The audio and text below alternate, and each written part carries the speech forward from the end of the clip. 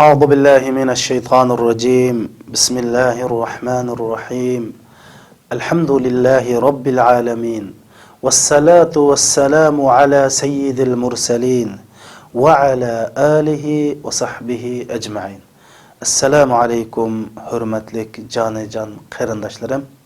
Men bugun Alloh subhanahu va taolaninki muvaffaq qilishi bilan sizlarning huzuringizga Ailem cennetim bir yürüyüşlük dersinin 16. kısmını huzurunlağı sunuş için oturuptu ben. Qarindoshlarım. Bu dersinin temisi bolsa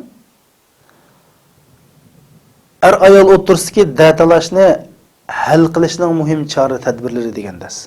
Bugungi darsimiz oldingi darsning davomi hisoblandi. Hamda biz oldingi darsimizda ta'kidladik bu darslar nihoyat muhim deb. Unda men bir xabar ko'rdim qarindoshlar. Mushu xabarda mandaq deyilgan. Bir olam ushquchisi olam bo'shlig'ida 17 kunni o'tkazish uchun yer sharida kech kunduz 2 yil mashq qilganligini so'zlayapti. Endi bir aeroplan haydamoqchi bo'lgan, mashina haydamoqchi bo'lgan odam chuqur mashina jafoliq mashq qilib, ta'lim tarbiyani to'liq elib, shu o'zining qilmoqchi bo'lgan ishiga aloqador bilimlarni to'liq egallagandan keyin ondan shu ishni qilish salohiyatiga ega bo'ladi. Endi ma xotirjam baxtlik bir oila qurish, shu olam bo'shlig'ida bir necha kun, bir necha oy turishdimi, aeroplan boshqa muhim ishlarni qilishdimi, bak muhim deb qarayman qarindoshlar. Shundaqlar sizlarmi shunday bilasizlar, chunki oila biz musulmonlarning mush dunyodagi jannati qarindoshlar. Shuning uchun bu darsimizni muhim deb keldik. Hamda biz shuni bilishimiz kerakki, biz yashayotgan bu yer sharida shunday bir qonuniyat bor. U bo'lsa-mu, ba'zida kulimiz, ba'zida yig'laymiz. Ba'zida xo'shal bo'lamiz, ba'zida g'amkin bo'lamiz. Ba'zida ishlarimiz shunda oson bo'lib ketadi, ba'zida qiyinchiliklarga duch kelamiz. Bu mush dunyoning qonuni ekan, oyning 15 qorong'u, 15 oydan. Tilkal ayyamu nudawiluha baynan nas deydi. Mana bu kunlarni biz kishilarning orasida aylandırımız deydi Allah. Yani sening oyning 15 qorong'u, 15i oydan bo'ladi. Xo'shal bo'lganlar davomli xo'shal bo'lmaydi, yig'laganlar davomli yig'lab qolmaydi. Bu bir qonun ekan qarindoshlar. Bu qonuniyatda biz bir xil yashashni bilib olishimiz kerak. Ya'ni bo'libmi beshimizga dard, qiyinchilik, dard alam kelgan vaqtida o'zimizni yo'qotib qo'ymay, shu masalani to'g'ri yo'l bilan hal qilib, shu masalani hal qilib bo'lguncha tangpunligimizni yo'qotib qo'ymay, mayli xo'shallik vaqti bo'lsin, mayli g'amkinlik vaqti bo'lsin, mayli osonchiq vaqti bo'lsin, mayli qiyinchiq vaqti bo'lsin, ikkili holatda o'zimizning tangpunligini yo'qotib qo'ymay, normal yashashni o'rganib olish bu nihoyat muhim qarindoshlarimiz. Endi Alloh subhanahu va taolo Qur'oni Karimda shunday deydi: "Walau sha'a robbuka laja'ala an-nasa ummatan wahida" deydi. Agar Robbing xolisa edi, insonlarning hammasi bir ummat, ya'ni bir daqiq qo'ygan bo'ladi. Ya'ni hammasi o'xshash, hammasi bir narsani yaxshi ko'radigan, hammasining qarishi bir mushtaq qila oladi dedi. Lekin unda qilib qo'ygan bo'lsa, bu dunyo nima bo'lib ketadi qarindoshlar? Masalan, hammamiz bir kiyim, bir xil, bir rangli kiyimni yaxshi ko'rdik ekanmiz. Hammamiz o'xshash ovozda gap qildik ekanmiz. Hammamizning qarishi o'xshashgan. Bu qanday bo'lib ketdi qarindoshlar? Amaliyotda biz o'ylab boqaylik. Bir bog'ga kirsak, bu bog'ning go'zalligi nada? Shu bog'dagi rang-rang gullar. Shu bog'dagi har xil ovozlarda sayrayotgan qushlar mana bizga go'zallik tuyg'usini beradi. Rang-rangligida. Ana bu dunyoni Alloh subhanahu va taolo shunda rang-rang yaratgan ekan. Demak, orliqda bir datalash, o'xshashmaslik kelib chiqadi. Shuning uchun biz sizlarga ta'kidlab kelyapmiz. Oilada datalashning chiqishi hech gap emas, bu bir masala emas, ammo datalashni qandoq to'g'ri yo'l bilan hal qilish mana biz ansirab kelayotgan va mush darsni hal qilmoqchi bo'lgan ishlarimizdan biri deb keldik qarindoshlar. Endi oldingi darsimizda mana hal qilish choralarini so'zladik. Birinchisi sen o'zingning orasidan Allohning orasini o'ngsha, Alloh sen bilan jo'rangning orasini o'ngshab berdi.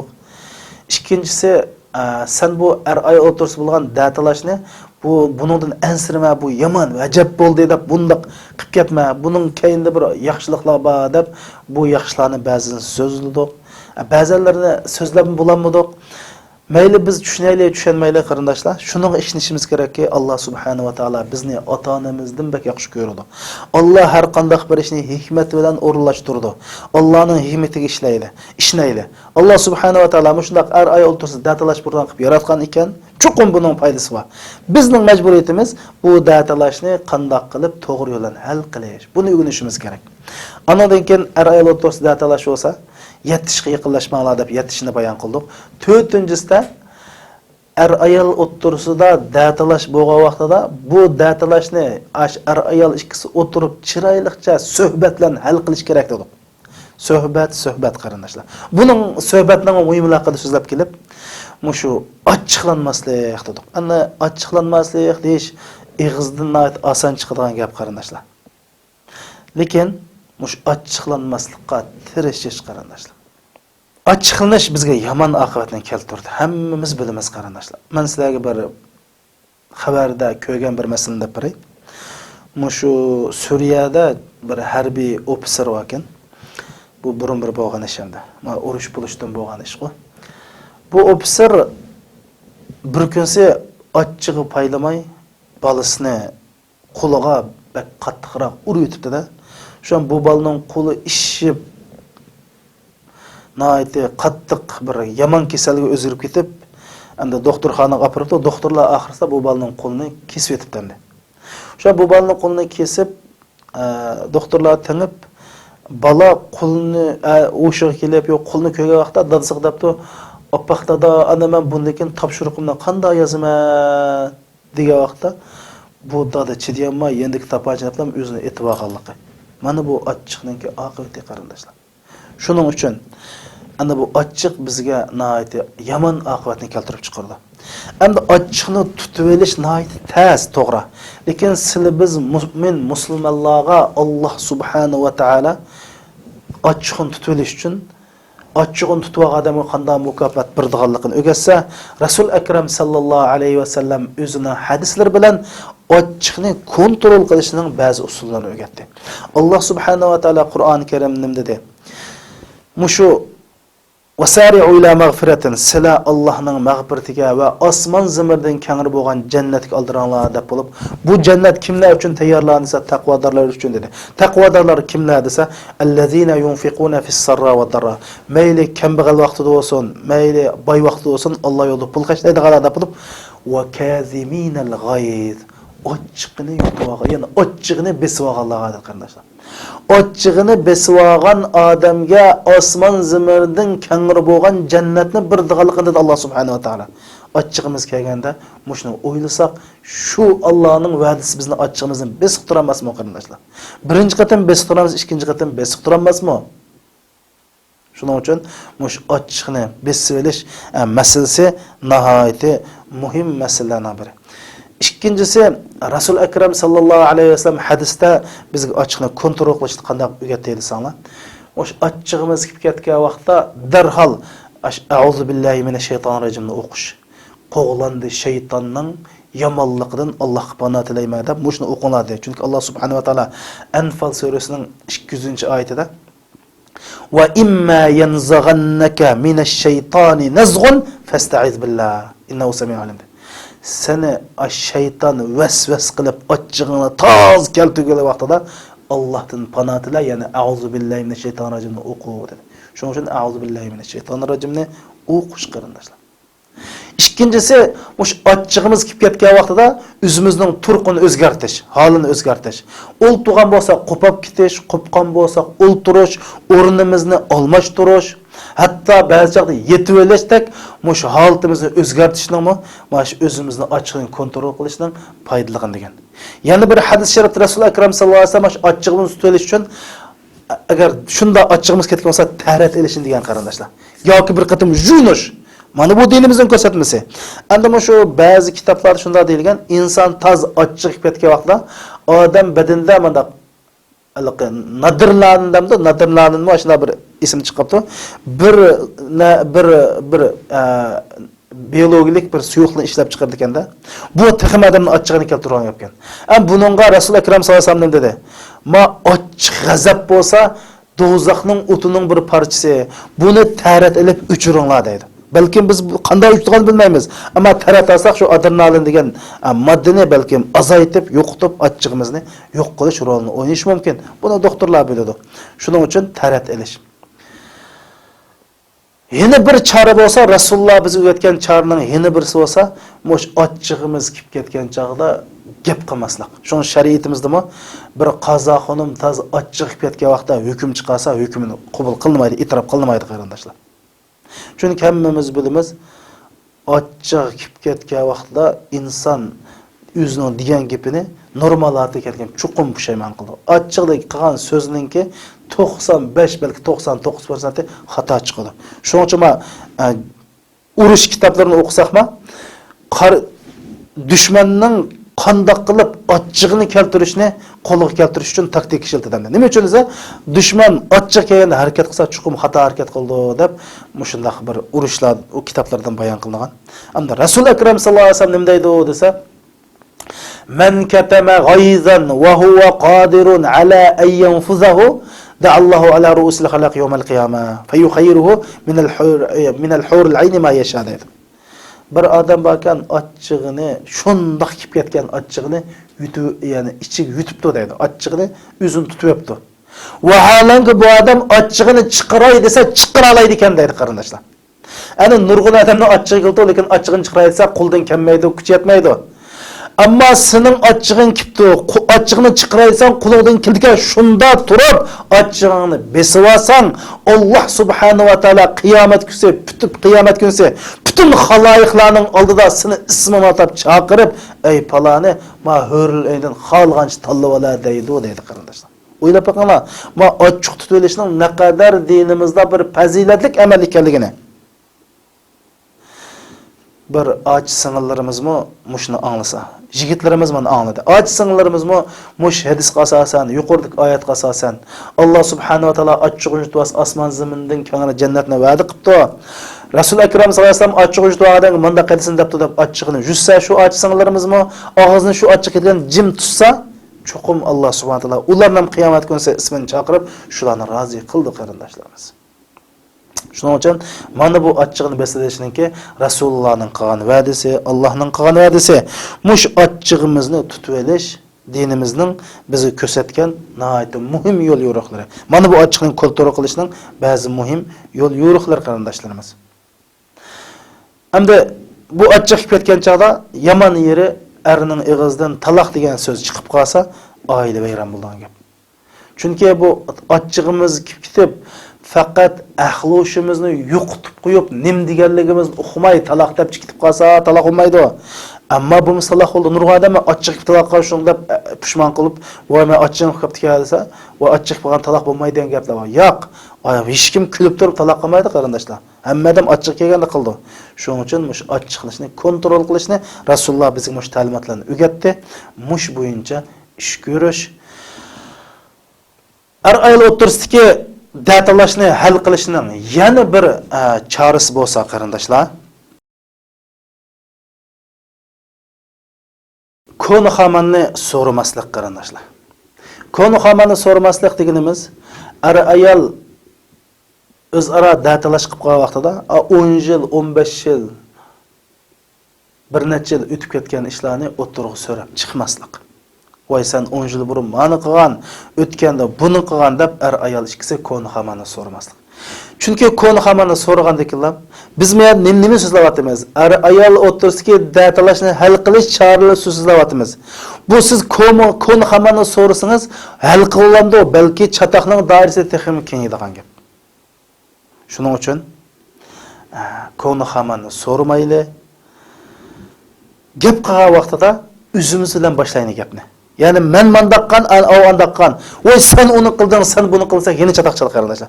Yani masalan, bir ayolni ayolim bugun uydan chiqma debdi. Ayol uydan chiqayotgan bo'lsa, o'shan bir datalash yuz bergan bo'lsa, ayol gap boshlamoqchi bo'lsa, "Ha, meni uydan chiqma" deb emas, "Meni uydan chiqma" debdi, "Men chiqdim, shundan qaşılı boshlandi." Ermo, uydan chiqma desam bu chiqibdi demay, "Men uydan chiqma degandim" deb o'zidan, ya'ni hammadan gapni o'zidan boshlash kerak. Darhol qarish tarafdan boshlasak, chataq yana kengayib ketadi qarindoshlar. O'sh ayol ikkisi datalash qilgan vaqtida bundaq masalani umumlashtirmaslik. Bunda deganimiz, xotin zot sen burundulu nachartan. Sening ota-onang bir nachar odamdi demaslik. Ayolmo zot sendan men yaxshilik ko'rmadim. Zot sen dadangmi eski, o'zingmi eski, oilang, och-singling eski deydigan, o'shada umumlashtirib gap qildigan ish mush oiladagi jangi jadalni bak avut o'tdi. Endi bu konu xamanni so'rish fazilatlik erkakning ishi emas, oliy janob kishilarning ishi emas qarindoshlar. Chunki mushunda bir vaqalik Rasulullohninki davrida bir yuz berdi, ya'ni Rasulullohning oilasi yuz berdi. Rasululloh qanday qildi anglab turadi. Rasululloh akram sallallohu alayhi vasallam o'zininki ba'zi ayollarga bir maxfiyatlikni dedi. Deb magabni hech kimga demang deb qo'ysa, ayoli boshqalarga deb qo'ydi. Bu haqda Qur'on nozil bo'lib, shu voqeani tasvirlab nim deydi.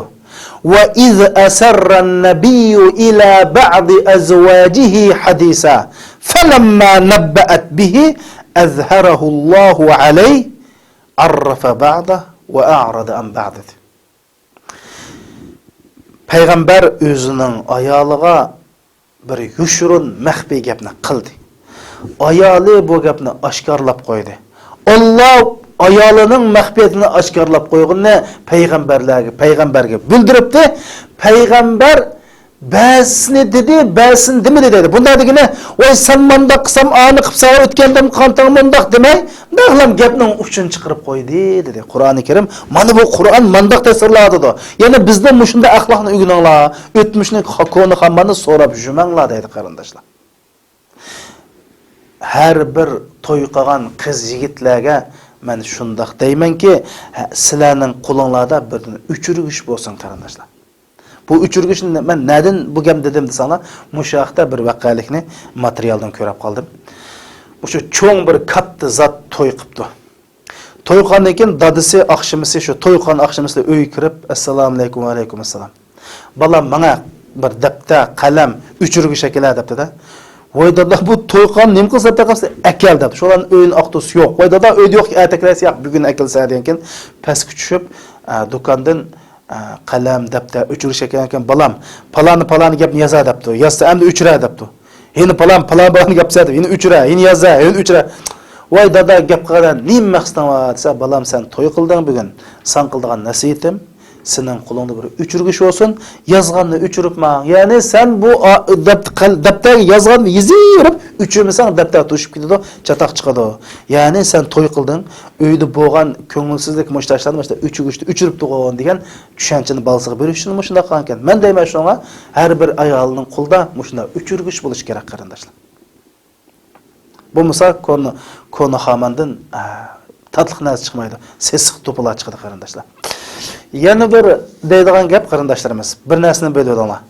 Allohning go'zal ism sifatlaridan al-afu degan sifat var. Afu degan gap ash gunohini yiltizlar uchirib, farishtalarning namomal daftardan uchirib mushtaq afu qilib kechirib yetadi.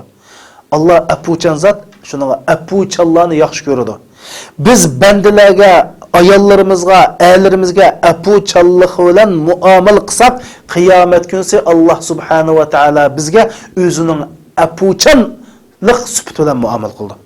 Hadis sharifda Rasul akram sallallohu alayhi vasallam shunday deydi: "Allohumma man waliya min amri ummati shay'an fashaqqa alayhim fashquq alayhim" deydi. Ey Rasululloh duo qildi, ey mehribon Alloh, men ummatimning ishiga mas'ul bo'lganlar deydi. Bir ishga mas'ul bo'pti. Ash ummatimga davomli taschilikni akeltirsa, uning qiyomat kuni taschilik, dishvorchilik yo'q turgan.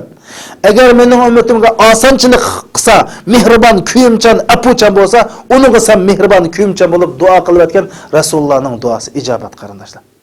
Biz insonlarga qanday muomala qilsak, qiyomat kunisi Alloh bizga shunday muomala qildi. Biz jinglisdan zig'irgacha shundoq birdan sanab ashundoq kichkina ishlarni yo'g'antib uyda kashini tugatmay san uni qan buni qan davasak Alloh qiyomat kunida bizdan shundoq hisob oladi. Voy apuchan bo'lib, kan qo'saq bo'lib, bo'pti, untib, uchugishdi, uchursa qiyomat kunida Alloh bizga shundoq muomala qiladi demoqchi qarindoshlar. Ayol o'ttirsidagi datalashni hal qiladigan yana bir yaxshi chora tadbir bo'lsa, datalashni hal qilish jarayonida sizmi gap qiling, lekin qarshi tarafnimi gap qilish fursatiga qiling, ya'ni fursat bering. Masalan, erga qiplam kashkicha o'zini gapini qiplam. Shunda ayol og'iz bo'g'ich sanjimto og'zini yum deb gap qilish fursati bermaydigan ish bu masalani hal qilishning yo'li emas qarindoshlar. Ayolmi kash vat gap qilavermay, chuqum o'zim gap qilib, ernami gap qilib keyin devilish fursatini bilish kerak. Mana bu bir masalani hal qilishning oddiy bir qoida prinsipi qarindoshlar. U ermi og'ziga kelgancha tovlaversa, ayolmi tovlaversa, masala hal bo'lamdi, hal bo'lmaydi. Balki masala texim eg'irlashib, ikkala taraf mush jimmas og'zimiz bilan o'zimizga kashil tep qolamiz. Shuningga shu Imom Ibn Qayyim al-Jawziy rahmatullohi alayh 6 xil ayoldan o'ylanmanglar deb shu qatorda mush to'lga qilgan bizni kas deb qo'yamiz. Vat mushlarni ammanglar deb tavsiya qilgan. Shuning uchun mayli er bo'lsin, ayol bo'lsin, mushu gapga qanday gap qilishini yaxshi ko'rsa, boshqalarga shu gap fursatini berish kerak. Ya'ni gap qilish bir san'at bo'lsa, boshqalarni anglashning o'zim bir san'at va isil xislat qarindoshlar. Alloh subhanahu va taolo shuning Qur'oni Karimda mu'minlarni sifatlab allazina yastami'una al-qawla fayattabi'una ahsana degan. Ya'ni mu'min degan menda boshqalar gap qilsa samimiy anglaydigan kishilar degan. Rasulullohning hayotini o'qisaqma, Rasululloh bir odam, hatto shu odam dushman bo'lsa-mu, gap qilsa, gapini kesmay, luqma sanmay, uzmay, shunda samimiy astoydil anglaydi. Mana mushning o'zi sapa shu odamning bir madaniyatlik odam ekanligini bildirganlar. Gap bo'g'ich va to'pto'g'na namaga qilay deb gapni uzib luqma sanib qilsa, masala hal bo'lmaydi. Shuning uchun bir mu'min musulmonning sifati boshqalar gap qilsa, shu boshqalarning gapini samimiylikdan hurmat qilib anglash, sabr qilish va boshqalarga gap qilish fursati berish. Ana bu ayol ikkisimi chuqum masala hal bo'lsin deydi ekansizlar, chuqum bir-biringlarga gap qilish fursatini insofli bilan berish. Sen 5 minut gap qilsang, qarshi taraf 5 minut gap qilish haqqi bor. Chunki senga gap qilsang, qarshi taraf gap qilmasa, masala hal bo'lmaydi. Ko'ngilkin davomlasa, hech bo'lmasa hal bo'lmaydi. Bu muhim masala. Yana bir ayol o'ttirsidagi datalashni hal qilishning yana bir usuli bo'lsa,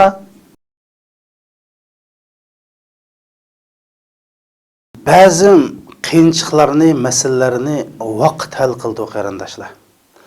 Masalan, bir qo'yib zodi bu masalani mishada chuqum bugun hal qilib o'tishimiz kerak deyishni o'zi xato. Ayol qopma zodi bugun mishada hal qildi, zodi g'azni g'az, o'digini o'da qildi, bugun qilib o'tishni o'zi xato qarindoshlar. Alloh subhanahu va taolo mush butun olamni, jahonni sekund daqiqada yaratish qodir Allah 6 kunda yaratdi. Rasulimiz Muhammad sallallohu alayhi va sallamga minut sekundda g'albin ato qildi. Mekkada 13 yil, Madinada 10 yil qattiq kurash qilib da'vat qilgan nusrat ato qildi qarindoshlarimiz. Allah subhanahu wa taolo Qur'oni Karimda va illam yusibha wabilun fatal dedi. Va yomg'ir kelmasa shabnam bo'lsin buludu dedi. Yani yağsa, yağmur yağsın bo'lmasa yağmursun emas. Yağmur yağmasa shabnam bo'lsin. Shuning uchun bu qiyinchiliklarga duch kelgan vaqtida qiyinchilikni %100 hal qilmasang, 10%, 15%, 20%, 30% hal qilsangmi hal bo'ldi degan gap. Bo'lmasa qog'ini ayollarmi vaqtning o'tishi bilan, erlam vaqtni o'tishi bilan o'zgirdi, nurg'un narsalarni tushunadi. Shuning uchun shariatimizda ajrashmoqchi bo'lganlar bir qatim ajrashgandan keyin 3 oy 10 kun mühlet berildi. Yani mühlet nima uchun berildi? Hamda bir ajrashib ketgandan keyin 3 oy 10 kun ichida o'yinishqa, Her ikilisi özünü tekşürüşke fırsat verdi. Şu jarayonda ayolning erkekish huquqi bo'lmaydi qarindoshlar. Erkekish huquqi bo'lmaydi. Uydan chiqatsin bo'lmaydi.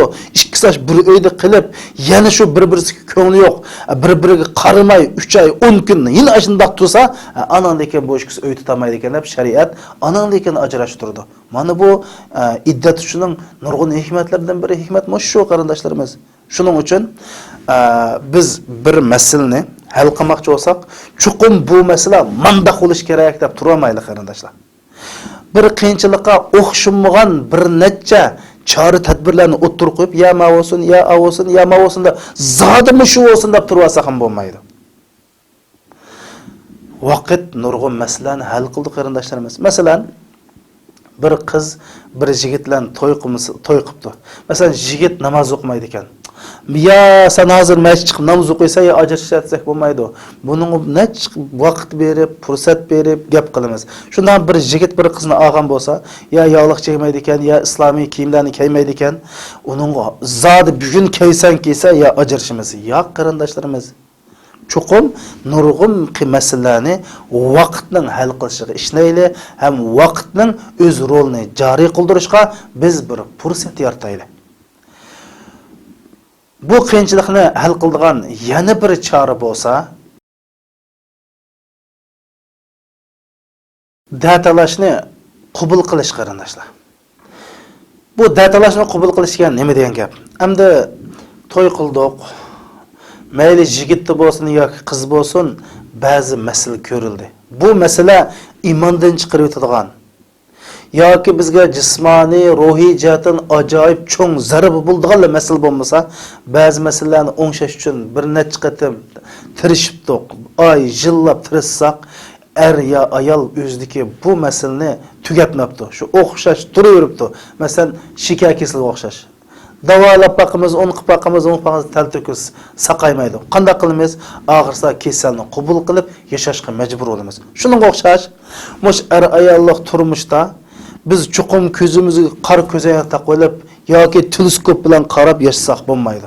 Ba'zi masalalarni qabul qilmay ilojimiz yo'q. Bu dunyoda takomillik, mukammallik Allohga xos, ayib nuqsonsiz odam yo'q. Shuning uchun agar biz qabul qildik masalalarni, men dedim, iymondan chiqarayotgandak yoki bizga ruhiy, jismoniy jihatdan cho'ng tahdidlar bo'lmaydigan ba'zi masalalar bo'lsa, qabul qilib yashasak, Allah subhanahu wa ta'ala bizga katta ajr beradiganligini unutilib qolmasligimiz kerak qarindoshlar. Oy nurg'un odamni yashaydi-ku, har xil saqaymash kasalni saqaymagan degan ost qabul qilib, sabr qilib, Allohning butkuni mushkan deb Allohning taqdiriga tiz bukib yashaydi-ku qarindoshlarimiz. Biz bilishimiz kerak, Alloh subhanahu wa ta'ala bizga mushun taqdir qilibdi. Tirishib qilibdi. Nasihat qilibdi. O'shalmasa balki shuning baravariga shu ayolda yoki shu erda ayib bo'lsa-mu biz yoqtirdigan chuqum bir aloyidlik, yaxshi tarafı bo'ladi. İnson bo'lgan kun chuqum bo'ladi. Biz yaxshi qarasak, insof bilan qarasak, shu tarafı bo'lgan ekan, alhamdulillah. Mandaq bir ayib va erni basa, ayolni basa, mandaq ortiqcha bir erni yoki ayolni beribdi deb Alloh hamd etib, kamchilikka sabr qilib, uni qabul qilib yashasak, mana bu hal qilishning yana bir chorasi qarindoshlar. Eng oxirgi ayol o'tirishga datalashni hal qiladigan yana bir eng oxirgi chora bo'lsa, ishonchlik, taqvo, bilimlik, tajribalik kishilardan maslahat so'rash. Yana bunda deganimiz, mushu biz nurg'un chora tadbirlar haqida biz sizlarga so'zlab o'tdik. Mush choralarni qo'llanibsizlar.